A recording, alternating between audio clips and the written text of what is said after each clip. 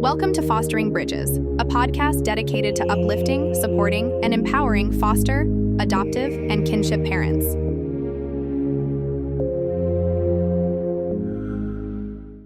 Today's special guest is Matt Heverly. Matt, thanks for being on. I appreciate your time. Yeah, thanks for having me.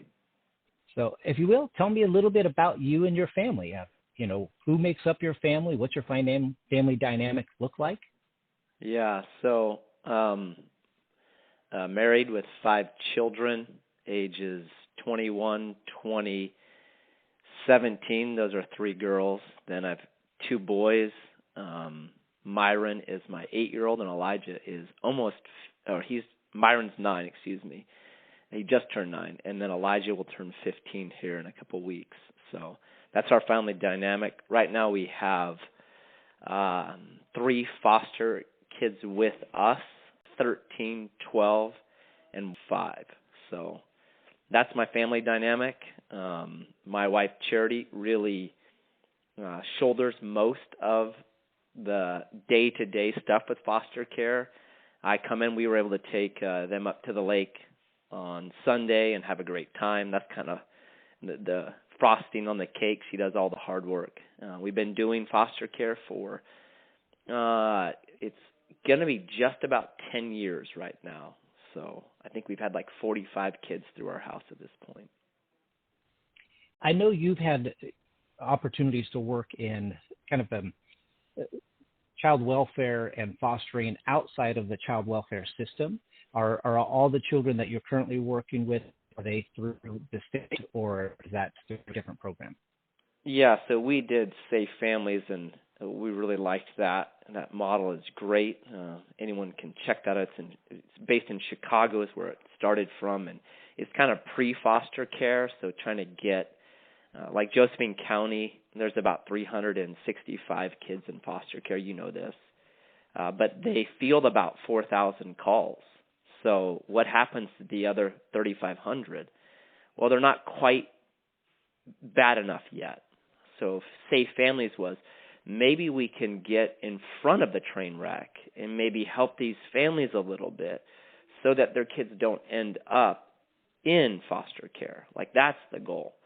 So we did that for a number of years at the church I'm a part of. But all these kids currently, they're through the system. And did you do Safe Families prior to working official child welfare, or simultaneously? How did those interact, and how did you go from one to the other, or vice versa?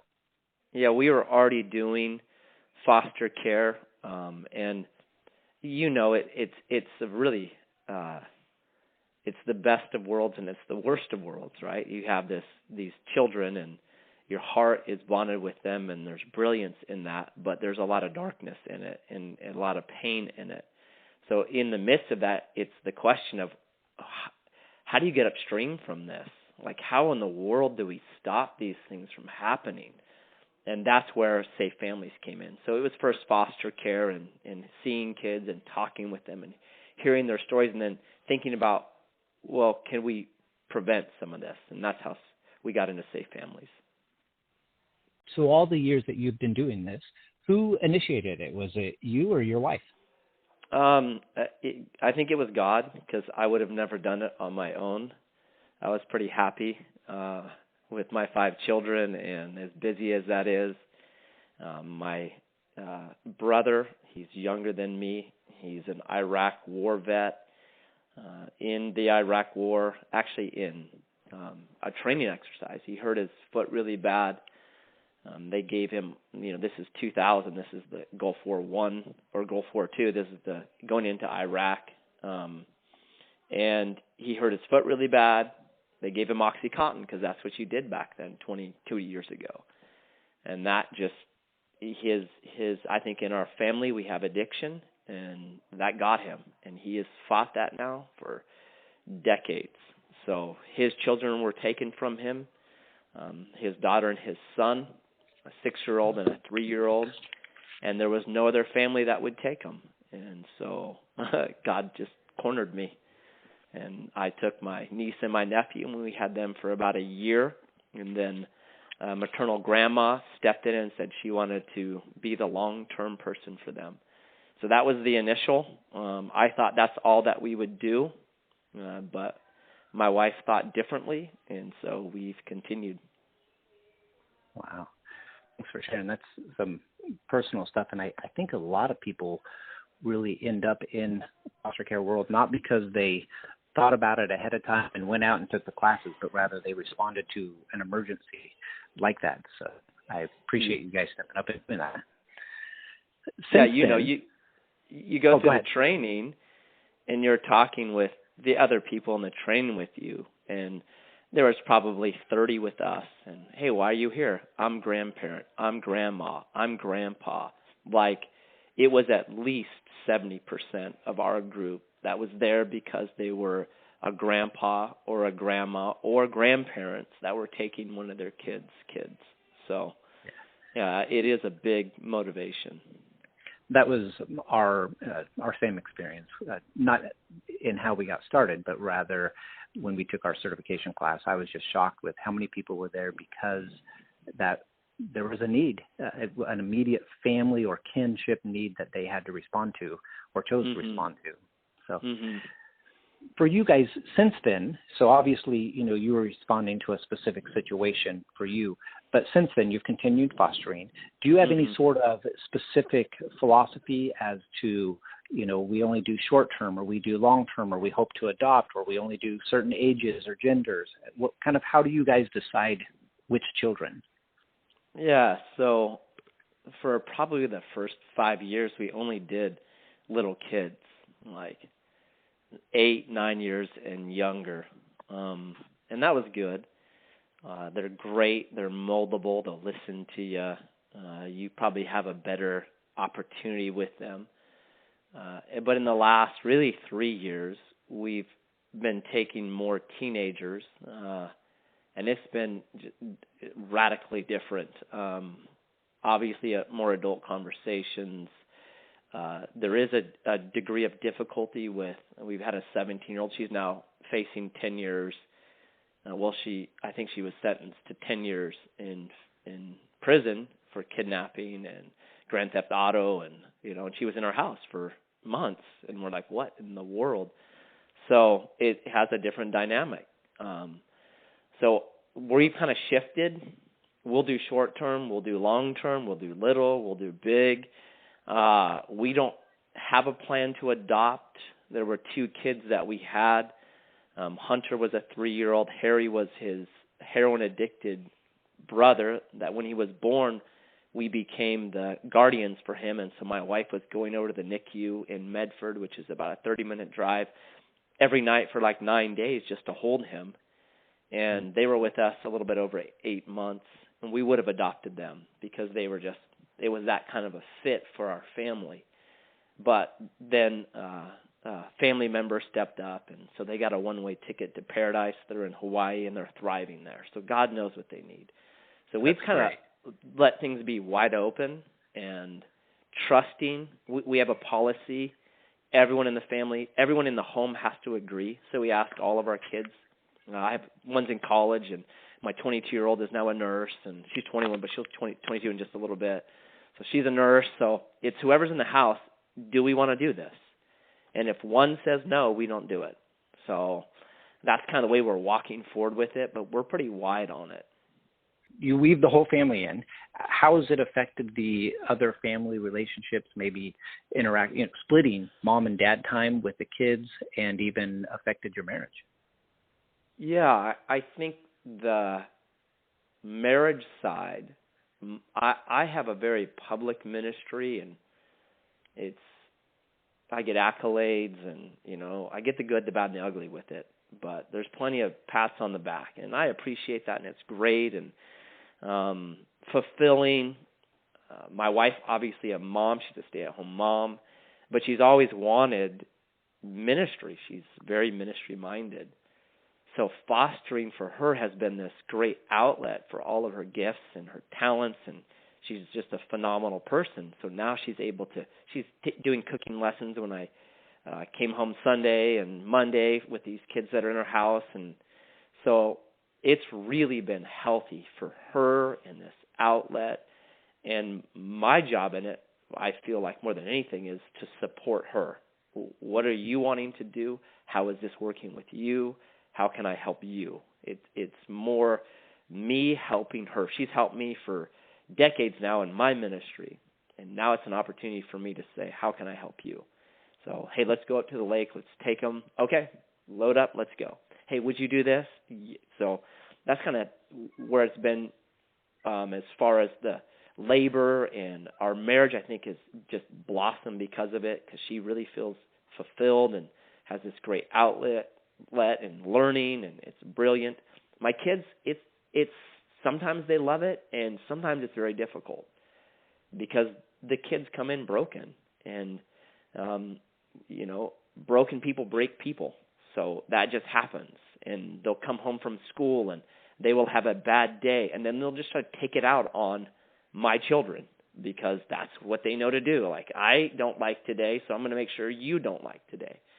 So we have to really be careful of that, and we've had to have some kids just leave because they come home and they're so toxic, and we try to help them, and they for whatever reason, they can't seem to break out of that, and we're not going to sacrifice our kids.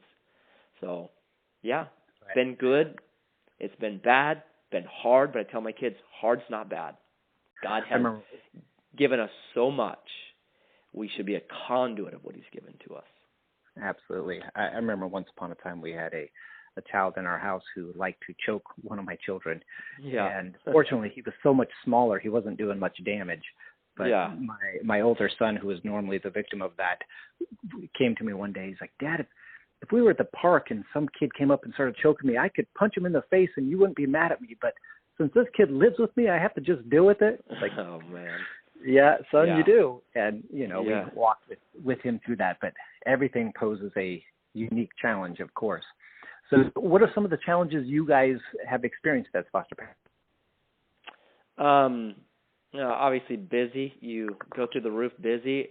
When a child is removed from their parent and they're brought into your home, there's that first 3 months where they're getting dental appointments and they're hearing appointments, and then they've got to go to this counselor and that counselor and go to this meeting and that court meeting. So you feel like you're going crazy in that first time because there's the process of gathering information, trying to figure things out. So that can be really stressful. We already have 5 kids, getting them to places, and then all of a sudden you add 2 more on top of it. It can be overwhelming at times. I feel like I should start an Uber business and pick up people while I'm taxiing them everywhere. So that's something you got to work out. Like at first I thought, DHS will take care of all that stuff. I found out pretty quickly, no, they can't. They're taxed as well. They're full. So we have the opinion now that when they're in our home, and when I made this decision, it was really good for me. When they're in my home, they're my responsibility. I'm not going to call DHS to come pick them up or take them to meetings, it's my responsibility. And once I made that decision, instead of being like, where are they at? Are you kidding me? They're leaving me out to dry here. Once I made that decision, then it was like, okay, no problem. We'll get them where they need to go. They're mine. I'm taking care of them. So that's a hurdle that has to be overcome. The teenagers, they come in, and if they've been in the system for a while, they know how to work it. And there's an entitlement with them that I don't know how you break it. Because we had one that came in. She's 14 years old. She's been in the system for 7 years, been in different homes. She knows the system. She knows when she gets into a new home, there's a honeymoon period. And she took full advantage of that. Like, get. And then she became stubborn. And like one night, she just wouldn't go to sleep. No. And my wife is dealing with her because, she's been hurt by men. So I try to be very careful with the way that I talk with her or approach her. And then she's cussing out my wife. And you have this whole scene right in the middle of my house because I'm not going to obey. It's 10:30 at night. I'm not doing what you're saying. So you have to figure out how to navigate those things. So I just went outside and went to the breaker on the whole house and turned off all the power. And she's like, what? And she had her moment of flipping out, and then I just sat in the dark and waited, and she calmed down and just said, okay, if you turn the lights on, I'll go to my room. Turn the lights on. She went to her room. We told the DHS agents that later because we wanted to be full disclosure this happened, and they went, oh, we're writing that down. That is so good. I'm going to tell our other parents to do that. So there's just going to be stuff like that, and you've got to pray and think, how do I navigate this well? So, yeah, it's fun. I mean, part of it is just like, well, that's an adventure. You just mentioned that she had been abused by men, and so you have to be more cautious in your approach. So as a dad, what's unique that you have to be careful with or cautious or handle something differently? Yeah.